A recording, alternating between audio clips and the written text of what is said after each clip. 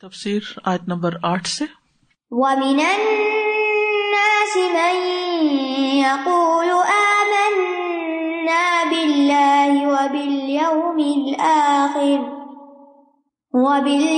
الْآخِرِ وَمَا هُمْ بِمُؤْمِنِينَ۔ اور لوگوں میں سے کچھ وہ ہیں جو کہتے ہیں کہ ہم اللہ پر اور آخرت کے دن پر ایمان لائے ہیں، حالانکہ وہ مومن نہیں ہیں۔ جیسا کہ آپ جانتے ہیں کہ اس سورت کی ابتدائی 4 آیات میں خالص مومنین کا ذکر ہے، متقین کا ذکر ہے، پھر 2 آیتیں خالص کفار کے حال کے بارے میں ذکر کی گئی ہیں۔ اب یہاں سے اللہ سبحانہ تعالیٰ نے ان منافقین کا حال بیان کیا ہے جو بظاہر ایمان کو ظاہر کرتے ہیں لیکن اندر کفر کو چھپائے ہوئے ہوتے ہیں۔ یہ کفر اور ایمان کے درمیان لٹک رہے ہیں، نہ ادھر کے ہیں نہ ادھر کے ہیں۔ ان لوگوں کا معاملہ چونکہ بہت مشتبہ ہوتا ہے، مشکوک ہوتا ہے، اس لیے ان کے بارے میں زیادہ تفصیل کے ساتھ بتایا جا رہا ہے تاکہ لوگ ان کو پہچان جائیں۔ فرمایا وَمِنَ النَّاسِ مَن يَقُولُ، اور لوگوں میں سے کوئی ایسا بھی ہے جو کہتا ہے۔ وَمِنَ النَّاسِ، الناس کا لفظ وہ ہے جس کا کوئی واحد نہیں ہوتا، کوئی مفرد نہیں ہوتا۔ ایسے الفاظ کو الفاظ الجموع کہا جاتا ہے، جمع سے جموع۔ جیسے قوم کا کوئی مفرد نہیں، حالانکہ قوم میں بہت سے لوگ ہوتے ہیں، تو ایسے الفاظ کو الفاظ الجموع کہتے ہیں۔ تو مراد یہاں ہے لوگ، تو لوگوں میں سے من یقول جو کہتے ہیں۔ اب یہ کن لوگوں کی طرف اشارہ ہے؟ منافقین کی طرف۔ منافقین کو الناس کہا گیا ہے، یعنی پچھلے گروہ تو واضح ہیں، مومن ہیں اور کافر ہیں، اور یہاں پر کون ہے؟ منافق۔ کہ لوگوں میں سے کچھ ایسے لوگ ہیں یعنی منافق ہیں، اور ان کو الناس کہہ کے ان کی شان کو گھٹایا گیا ہے، یعنی یہ ایسے لوگ ہیں جن کے اندر نہ دائیں ہاتھ والوں کے اوصاف ہیں نہ بائیں ہاتھ والوں کے، بلکہ بیچ میں لٹک رہے ہیں۔ کیوں؟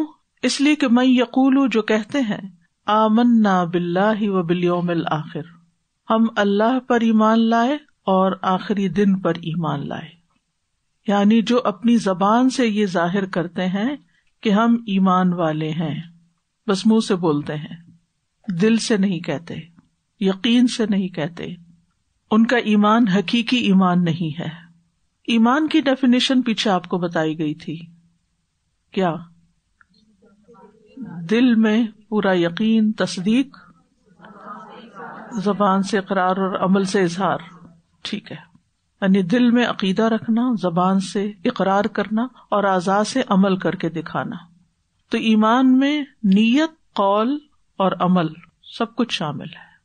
تو جو انسان دل سے تصدیق کرے لیکن زبان سے نہ بولے اور نہ عمل کرے، تو اس کا معاملہ جیسے ابو طالب کا معاملہ تھا، وہ دل سے یقین کرتے تھے کہ یہ سچا دین ہے، لیکن زبان سے اقرار نہیں کیا اور نہ ہی اس کے مطابق عمل کیا، تو ایسے لوگوں کو دل کی تصدیق فائدہ نہ دے گی۔ اسی طرح صرف زبان سے اقرار بھی کافی نہیں کہ انسان صرف بولتا رہے اور اندر سے وہ مومن نہ ہو، جیسے یہ منافق ہیں، یہ ان کا حال ہے۔ اسی طرح وہ لوگ جو دل سے بھی یقین کریں اور زبان سے بھی بولیں لیکن عمل میں اظہار نہ کریں، یہ ایک تیسری کیٹیگری ہے ایسے لوگوں کی، جانتے ہیں ان کو، بہت عام ہے یہ، جن کا دل میں یقین پکا ہے کہ اللہ ہے، آخرت ہے، حساب کتاب ہونا ہے، سب کچھ بول کے بھی کہتے ہیں لیکن ان کا عمل اس کے مطابق نہیں۔ اس کے بارے میں حدیث میں بھی آتا ہے، رسول اللہ صلی اللہ علیہ وسلم نے فرمایا، اے ان لوگوں کی جماعت جو صرف اپنی زبان سے ایمان لائے ہو اور ان کے دلوں میں ایمان داخل نہیں ہوا، مسلمانوں کی غیبت مت کیا کرو اور ان کی عزت و آبرو کے درپے نہ ہوا کرو، اس لیے کہ جو کسی کی عزت کے درپے ہوتا ہے، یعنی کسی کی عزت خراب کرتا ہے، اللہ اس کی عزت کے درپے ہو جاتا ہے، اور اللہ جس کی عزت کے درپے ہو جائے تو اس کو اس کے گھر میں ہی رسوا کر دیتا ہے، یعنی اس کی شامت آئی کہ آئی۔ اور یہاں پر لفظ پھر یوم الآخر استعمال ہوا، اس سے پہلے اس کے لیے کیا استعمال ہوا تھا؟ آخرہ۔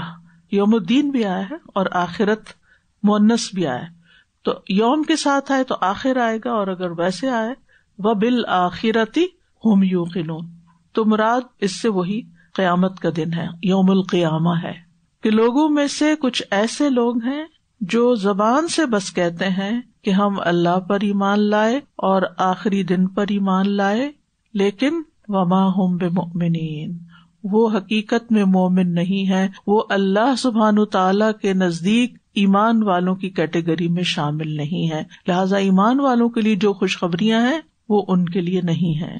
اللہ سبحانہ تعالیٰ ان کی اس بات پر یقین نہیں کرتا اور ان کو جھوٹا قرار دیتا ہے۔ ایسے لوگ منافق کہلاتے ہیں۔ رسول اللہ صلی اللہ علیہ وسلم کی مکہ معظمہ سے مدینہ منورہ کی طرف ہجرت سے پہلے اور ہجرت کے بعد بھی کچھ عرصہ نفاق کا وجود نہیں تھا، ایسے لوگ نہیں تھے، یعنی منافق نہیں تھے۔ غزوہ بدر میں جب مسلمانوں کو کامیابی حاصل ہوئی تو مسلمانوں کے اب فیوچر کو دیکھتے ہوئے کچھ لوگ ان کے ساتھ شامل ہو گئے کہ ان جیسا بننے میں یا ان کے ٹرینڈز کو فالو کرنے میں بظاہر فائدہ ہے، لہذا ان جیسے بن جاؤ۔ تو ان لوگوں نے حقیقی طور پر اسلام قبول نہیں کیا تھا، اندر سے مسلمان نہیں تھے، لیکن لوگوں کے یا تو خوف کی وجہ سے یا کچھ فائدے حاصل کرنے کے لیے یا مسلمانوں کی ترقی اور آئندہ کی شان و شوکت کو دیکھتے ہوئے یا اپنے جان و مال کو محفوظ کرنے کے لیے انہوں نے اسلام کا اظہار کر دیا کہ ہم بھی مسلمان ہیں۔ تو اللہ سبحانہ تعالیٰ نے مسلمانوں پر اپنی رحمت کرتے ہوئے انہیں آگاہ کر دیا کہ یاد رکھو ہر کوئی اقرار کرنے والا مسلمان نہیں ہے، تم میں ایسے لوگ بھی ہیں جو کہتے ہیں کہ وہ تم جیسے ہیں لیکن حقیقت میں وہ تم جیسے نہیں ہیں، ایمان والے نہیں ہیں۔ اور دوسری طرف منافقین کو بھی خبردار کرنا تھا کہ اللہ تعالیٰ کو تمہاری حرکتوں کا خوب پتہ ہے، اللہ جانتا ہے جو تم دھوکہ بازی کر رہے ہو، اور اللہ تعالیٰ اپنے مومن بندوں کو بھی آگاہ کر رہا ہے۔ تو یہ تیسری کیٹیگری منافقین کی ہے، اور منافق کا لفظ جو ہے یہ نفاق سے ہے، اور نفاق نفق سے ہے، اور نفق کہتے ہیں ٹنل کو، سرنگ کو جس کے دو سوراخ ہوتے ہیں، یعنی منافق وہ جو دو چہروں والا ہوتا ہے، دو رخا انسان ہوتا ہے، اندر سے کچھ اور باہر سے کچھ۔ اور منافق کا لفظ منافق کیوں ہے؟ عربی زبان میں نافقہ یربوع کو کہتے ہیں، جو جنگلی چوہا ہوتا ہے، وہ جب اپنا گھر بناتا ہے تو اس کا ایک دروازہ نہیں ہوتا صرف جانے والا، بلکہ نکلنے کے لیے بھی وہ ایک دو دروازے بنا لیتا ہے تاکہ اگر اس کو کوئی خطرہ ہو تو وہ دوسری طرف سے چھپ کے نکل جائے، یعنی اپنا تحفظ کرنے کے لیے ایمرجنسی ایگزٹ بھی اس نے بنایا ہوا ہے۔ اور اس راستے کو قاصعہ کہتے ہیں، ضرورت نہیں کبھی پڑھے تو پتہ ہو یہ کیا بات ہے۔ تو منافق بھی اسی طرح اسلام میں داخل ہوتا ہے، لیکن جب اسے کسی خطرے کا سامنا ہوتا ہے، کوئی مشکل حکم آ جاتا ہے تو پھر وہ کیا کرتا ہے؟ دوسری طرف سے نکل جاتا ہے۔ تو نفاق کیا ہوا؟ زبان کے ساتھ ایمان ظاہر کرنا اور دل میں کفر چھپانا۔ حذیفہ بن یمان سے منافق کے بارے میں پوچھا گیا تو انہوں نے کہا، منافق ایسا شخص ہے جو اسلام کا اظہار تو کرتا ہے لیکن اس پر عمل نہیں کرتا۔ نفاق کی دو قسمیں ہیں، ایک ہے اعتقادی نفاق اور ایک ہے عملی نفاق، ٹھیک ہے؟ ایک ہے نفاق اکبر کہہ لیں اور ایک ہے نفاق اصغر۔ جیسے کفر کی دو قسمیں پڑھی تھی نا آپ نے، تو کفر اکبر کیا ہے؟ اللہ کو نہ ماننا اور ایمان کے جتنے تقاضے ان میں سے کسی کا انکار کر دینا۔ اور کفر اصغر کیا ہے؟ کہ جو کرنے کو کہا گیا وہ نہ کرنا، جن سے روکا گیا اس کا انکار کر دینا، نہ رکنا، عمل سے انکار کرنا، عملی کفر ہوتا ہے۔ تو نفاق بھی دو طرح کا ہے، ایک نفاق ہے جس میں انسان دل سے کافر ہوتا ہے، پکا کافر ہوتا ہے، دل اس کا بالکل یقین نہیں کرتا، یعنی اس کا عقیدہ ہی خراب ہے، اندر سے بگاڑ ہے اس کے، لیکن اوپر اوپر سے وہ کچھ ظاہر کرتا رہتا ہے، مسلمانوں والی باتیں کرتا ہے۔ ایسا نفاق جو ہے یہ اصل نفاق ہے اور یہ بہت خطرناک ہے، اور اس کا انجام بھی بہت خطرناک ہے۔ ان المنافقین فی الدرک الاسفل من النار، ایسے لوگ جہنم کے سب سے نچلے گڑھے میں ہوں گے۔ اعتقادی منافق کی کچھ علامتیں ہوتی ہیں، جیسے رسول اللہ صلی اللہ علیہ وسلم کی لائی ہوئی شریعت کے کچھ حصوں کی تکذیب کرنا، اس کو جھٹلا دینا، اس آیت کو میں نہیں مانتا، اس چیز کو میں نہیں مانتا۔ رسول اللہ صلی اللہ علیہ وسلم سے بغض رکھنا، آپ کی لائی ہوئی شریعت سے بغض رکھنا، آپ کے دین کے نقصان پہ خوش ہونا، دین کے دشمنوں کی کامیابی کو پسند کرنا۔ دوسرا ہوتا ہے عملی نفاق۔ عملی نفاق کو نفاق اصغر بھی کہا جاتا ہے، نفاق اصغر، عمل کا نفاق۔ یہ انسان کو ملت سے باہر نہیں نکالتا، یعنی رہتا وہ امت میں ہی ہے، مگر ہے یہ بہت بڑا جرم اور گناہ۔ عملی نفاق یہ ہوتا ہے کہ انسان اپنی ظاہری حالت کو نیک ظاہر کرے کہ میں بڑا نیک ہوں، لیکن دل میں اس کے وہ نیکی نہ ہو، دل سے نیکی نہ کرے، دل کی حالت مختلف ہو. حقیقی ایمان ایسا نہیں ہوتا.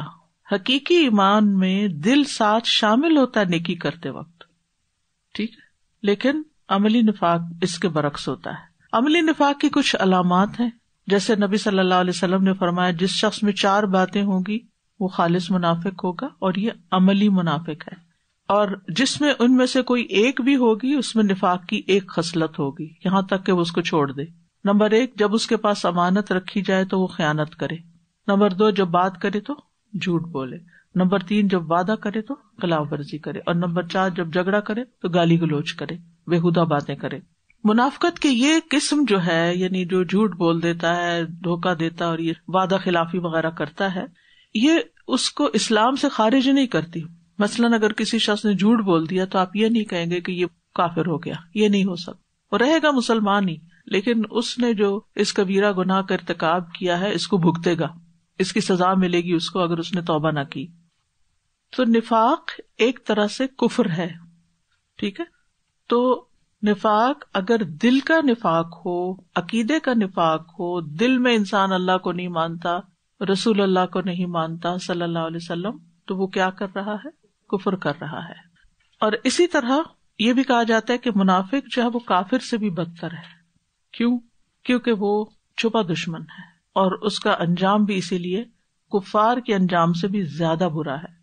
پھر اسی طرح آپ دیکھیے کہ اگر ایک شخص اقرار تو کرتا ہے کہ میں مسلمان ہوں، لیکن کام اس کے سارے ایسے ہیں کہ جو اسلام کے خلاف جاتے ہیں، تو یہ چیز بھی انسان کے لیے خطرناک ہے، اور اس کو اپنے رویے پر غور کرنا چاہیے کہ صرف زبانی کلامی لا الہ الا اللہ کا کہنا کافی نہیں جب تک کہ انسان کے اندر اس کا یقین نہ ہو، اور جب تک کہ وہ عمل سے اس کی موافقت نہ کرے. موافقت کا مطلب ہے اس کے ساتھ میچ کرے.